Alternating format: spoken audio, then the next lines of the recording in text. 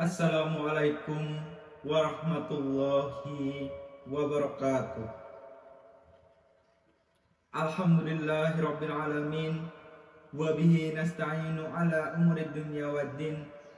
Wassalatu wassalamu ala asrofil anbiya'i wal mursalin wa ala alihi wa sahbihi ajma'in. Amma ba'du. Nugroho miwah rahmating Gusti mugi tansah kajiwa kasarira dumateng kula miwah panjenengan sedaya. Para pepunden, para pinisepuh miwah sesepuh aji sepuh ingkang hanggung hamastuti dumateng pepoyaning kautaman ingkang satuhu kinabekten. Ingkang kinurmatan Bapak Haji Abdul Halim Muslih minangka Bupati Kabupaten Bantul, ingkang kinurmatan Ibu Evi Nursiti minangka Panewu Kapanewon Pleret, ingkang kinurmatan Bapak Imron Asnawi minangka Kepala Desa Wonokromo, dumateng para tamu undangan ingkang kula hormati lan para rawuh sedaya ingkang bagya minulya. Langkung rumiyin sumangga kula miwah panjenengan sedaya tansah ngaturaken raos syukur dumateng Gusti ingkang Maha Kuwasa, awit saking kawelasanipun kita sedaya saged nunggal ngempal ing sasana riki saperlu nindakaken adicara upacara rebo pungkasan wonten ing lapangan Wonokromo Pleret Bantul. Selawat saha salam mugi katetepaken dumateng junjungan kita Rasulullah sallallahu alaihi wasallam, ingkang kita antu-antu syafaatipun wonten ing yaumul akhir.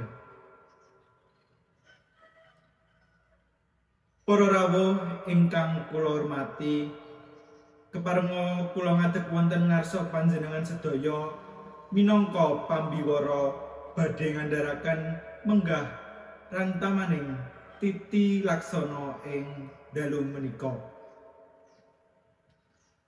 Adicara ingkang kaping setunggal inggih menika pambuka. Adicara kaping kalih inggih menika atur pambagya harja. Tumapak gatining adicara kaping 3 inggih menika pemaknaan saha dedonga sesarengan upacara rebo pungkasan. Ingkang kaping sekawan inggih menika pagas lemper ageng. Lan kanthi pungkasan inggih menika panutup. Mekaten kala wau menggah rantamaning titi laksana ingkang sampun rinajik. Sumangga enggal tumapak gatining laksana ingkang sepisan inggih menika pambuka. Minangka pambukaning adicara sumangga kanthi patrap ingkang sampurna kula dherekaken kanthi waosan basmalah sesarengan. Bismillahirrahmanirrahim.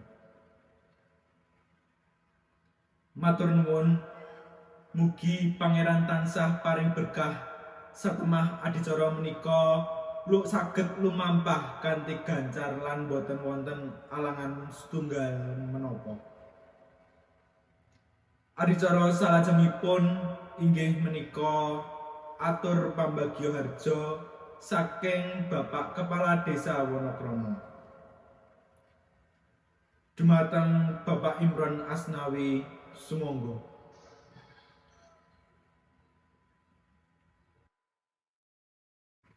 Matur nuwun dumateng Bapak Imron Asnawi ingkang sampun paring pangandikan. Adicara salajengipun inggih menika atur pambagya harja saking Bapak Bupati Kabupaten Bantul dumateng Bapak Haji Abdul Halim Muslih Sumangga.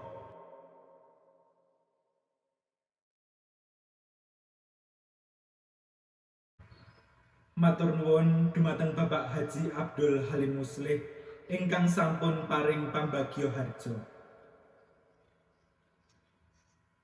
Menggah rantamaning titi laksana ingkang kaping 3 inggih menika pemaknaan saking upacara rebo pungkasan lan dipun lajengaken ndedonga sesarengan ingkang badhe dipun selirani dening Bapak Kiai Muhsin. Dumateng Bapak Kiai Muhsin Sumangga.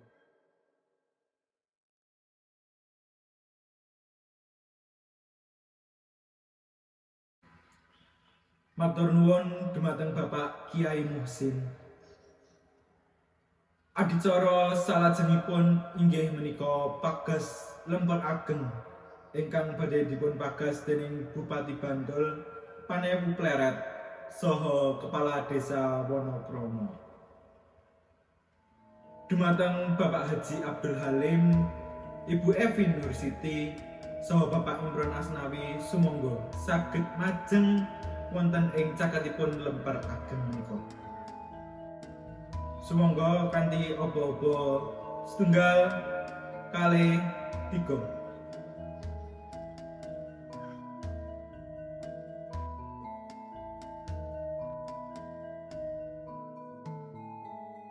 Nggih, matur nuwun dumateng Bapak Haji Abdul Halim Muslih, Ibu Evi saha Bapak Imron.